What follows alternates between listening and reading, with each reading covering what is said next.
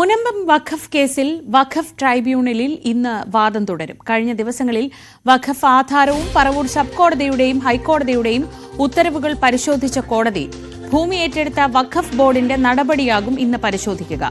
എന്നാൽ കേസിൽ അന്തിമ വിധി പറയുന്നത് ഹൈക്കോടതി സ്റ്റേ ചെയ്ത സാഹചര്യത്തിൽ വാദം തുടരുന്നത് സംബന്ധിച്ച ട്രൈബ്യൂണൽ ജഡ്ജി രാജൻ തട്ടിലിന്റെ നിലപാട് നിർണായകമാകും.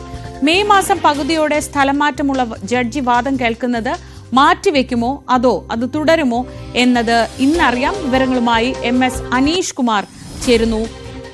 അനീഷ്, ആദ്യം അറിയേണ്ടത് ഈ വാദം കേൾക്കൽ ഇന്ന് ഉണ്ടാവുമോ ഇല്ലയോ എന്നതാണ്. അതിനുശേഷമാണ് അടുത്തത് എന്തൊക്കെ വിഷയങ്ങളായിരിക്കും ഇന്ന് ട്രൈബ്യൂണലിന്റെ മുൻപിൽ പരിഗണനയ്ക്ക് വരിക എന്നതാണ്. നമുക്ക് ലഭിക്കുന്ന സൂചനകൾ അനുസരിച്ച് ഹൈക്കോടതി ഇങ്ങനെ ഒരു അഭിപ്രായം പറഞ്ഞ സ്ഥിതിക്ക് ഇന്ന് വാദം കേൾക്കാൻ എത്രത്തോളം സാധ്യതയുണ്ട്?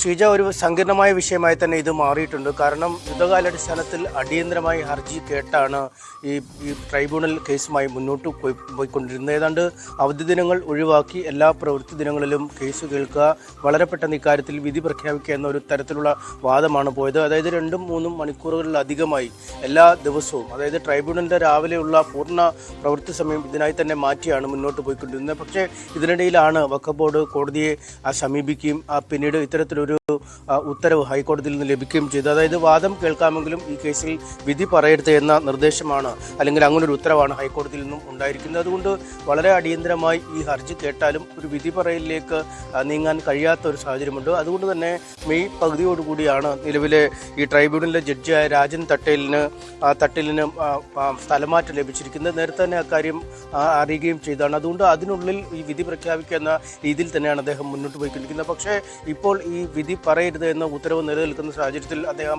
അടിയന്തരമായി കേസ് പരിഗണിച്ച് അതിലൊരു വിധി പ്രസ്താവത്തിലേക്ക് നീങ്ങി പുറത്ത് പറയാതെ വിധി തയ്യാറാക്കി വെക്കുമോ അതോ ഈ കേസ് ഒഴിഞ്ഞ ശേഷം പുതിയ ജഡ്ജി വന്ന ശേഷം കേസ് കേൾക്കട്ടെ എന്നൊരു നിലപാടിലേക്ക് പോകുമോ എന്നറിയില്ല. എന്തായാലും അക്കാര്യത്തിൽ ഇന്ന് രാവിലെ തന്നെ കോടതി ചേരുമ്പോൾ, അല്ലെങ്കിൽ ട്രൈബ്യൂണൽ ചേരുമ്പോൾ ഒരു തീരുമാനം എടുക്കും എന്നാണ് അറിയാൻ കഴിയുന്നത്. ഒരു പക്ഷേ ആ ഒരു തീരുമാനത്തിന് ശേഷമാവും ഇനി കോഴിക്കോട് വഖഫ് ട്രൈബ്യൂണലിലെ നടപടിക്രമങ്ങൾ മുനമ്പം കേസുമായി ബന്ധപ്പെട്ട് മുന്നോട്ട് പോവുക എന്ന് അറിയാൻ കഴിയുക. എന്തായാലും 2 തീരുമാനം എടുക്കുന്നതിനുമുള്ള സാധ്യതകളുണ്ട്. ഒരു പക്ഷേ വാദം വേഗത്തിൽ കേട്ട ശേഷം ഒരു വിധി പറയാനുള്ള ഒരു ഘട്ടത്തിലേക്ക് എത്തി അദ്ദേഹം സ്ഥലം മാറിപ്പോവുക, പുതിയ വരുന്നയാൾ അവസാന ഘട്ടത്തിൽ നടപടിക്രമങ്ങൾ ചെയ്യട്ടെ എന്നൊരു നിലപാടിലേക്കോ, അല്ലെങ്കിൽ അദ്ദേഹം തന്നെ അടുത്ത ഏതാനും ദിവസങ്ങൾക്കുള്ളിൽ ഈ വാദം പൂർണ്ണമായി കേട്ട് വിധി പറയുക എന്നൊരു നിലപാടിലേക്കോ എത്താൻ കഴിയും. എന്തായാലും നിർണായകമായ നടപടിക്രമങ്ങൾ കഴിഞ്ഞ ദിവസങ്ങളിൽ ഈ വഖഫ് ട്രൈബ്യൂണലിൽ നടന്നിരുന്നു. ഈ വഖഫ് ആക്കി മാറ്റിയ ആധാരം, ഈ ഫാറൂഖ് കോളേജിന് സിദ്ദിഖ് സേട്ട് നൽകിയ ആധാരം ആദ്യം പരിശോധിച്ചിരുന്നു. പിന്നീട് ഈ